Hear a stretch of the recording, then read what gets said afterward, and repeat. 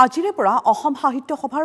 সপ্ততিতম পাঠশালা অধিৱেশন ভট্টদেৱ ক্ষেত্ৰত 5 দিনীয়া কাৰ্যসূচীৰে বৰ্ণাঢ্য আয়োজন অধিৱেশনক লৈ উখল-মাখল পাঠশালাৰ ভট্টদেৱ ক্ষেত্ৰ বাণিজ্য মেলাৰ পৰিৱৰ্তে প্ৰথমবাৰলৈ সাহিত্য সভাত বিজ্ঞান মেলাৰ আয়োজন কৰা হৈছে অধিৱেশনত লুপ্তপ্ৰায় কৃষ্টি সংস্কৃতিক প্ৰতিফলিত কৰাৰ পদক্ষেপ লোৱা হৈছে বজালী হাটৰ যোগেদি বজালীত উৎপাদিত সামগ্ৰীসমূহ প্ৰদৰ্শনৰ ব্যৱস্থা কৰা হৈছে তাত উপস্থিত আছে আমাৰ সাংবাদিক বশিষ্ঠদেৱ ফুকন আমি বশিষ্ঠৰ ওচৰলৈ পুনে যাব বিচাৰিছো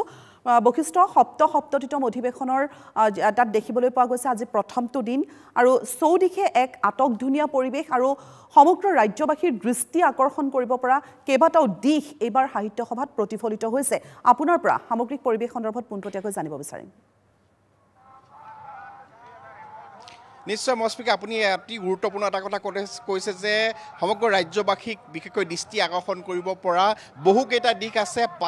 পাঠশালা অধিৱেশনত আৰু এই পাঠশালা অধিৱেশনৰ কাৰণে সকলোৱে বাট চাই আছে এইবাৰ যেতিয়াৰ পৰা পাঠশালা অধিৱেশন আৰম্ভ হ'ব বুলি কথাষাৰ ওলাইছিল তেতিয়াৰ পৰা পাঠশালাবাসীয়ে এই যি অধিৱেশন যিহেতু শেহতীয়াকৈ বিশেষকৈ লাষ্টবাৰৰ কাৰণে হৈছিল 1987 চনত য'ত নেকি সেই সময়ত পাঠশালাবাসীয়ে নতুনত্ব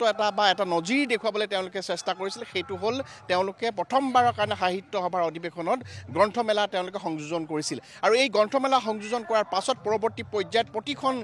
অধিৱেশনতে আচলতে গ্ৰন্থমেলাৰ পৰিৱেশ দেখিবলৈ পোৱা গ'ল বা সেই পৰম্পৰা অব্যাহত থাকিলে আৰু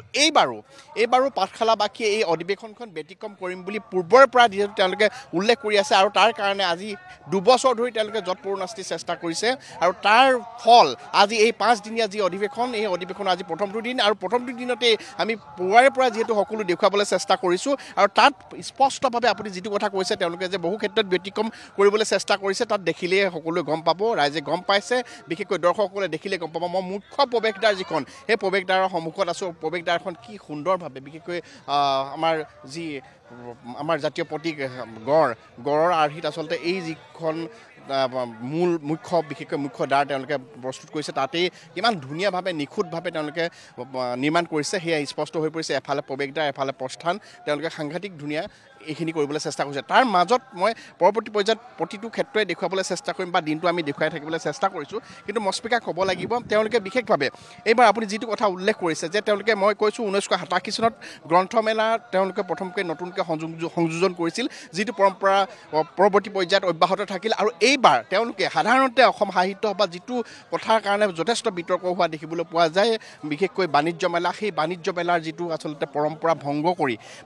বিশেষকৈ সেই বাণিজ্য মেলাক তেওঁলোকে নৎসাত কৰি এইবাৰ সম্পূৰ্ণৰূপে বিশেষকৈ ছাত্ৰ ছাত্ৰীৰ পৰা আৰম্ভ কৰি সকলোকে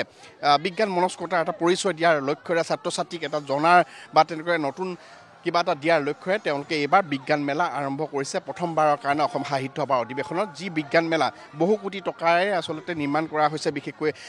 2-3টাকৈ তাৰকা গৃহ আছে সমান্তৰালভাৱে সকলোখিনি দিবলৈ তেওঁলোকে চেষ্টা কৰিছে আৰু এই মুহূৰ্তত মই অকণমান পৰিৱেশ দেখুৱাইছোঁ প্ৰৱেশদ্বাৰৰ সন্মুখত এগৰাকী জ্যেষ্ঠ ব্যক্তি তেওঁ এই অসম সাহিত্য সভাৰ আজি প্ৰথম দিনটোতে যিহেতু বহু সংখ্যক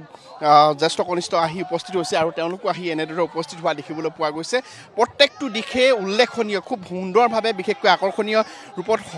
তেওঁলোকে গঢ়ি তুলিবৰ কাৰণে সজাই তুলিবৰ কাৰণে এখন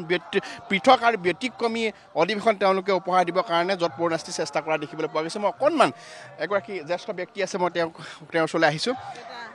মই আপোনাৰ ওচৰলৈ আহিছোঁ এই আজি এনেকুৱা ঠাণ্ডাকো নেওচি আপুনি আহিছে 1987 চনতো চাগে আপোনালোকে দেখিছিলে সাহিত্য সভা আৰু সেই মোৰ ছোৱালী প্ৰগ্ৰাম আছে ছোৱালী প্ৰগ্ৰাম চাবলৈ আহিছে কেনেকুৱা দেখিছে আপোনালোকে 87 চনত দেখাখন আৰু এতিয়াখন কেনেকুৱা লাগিছে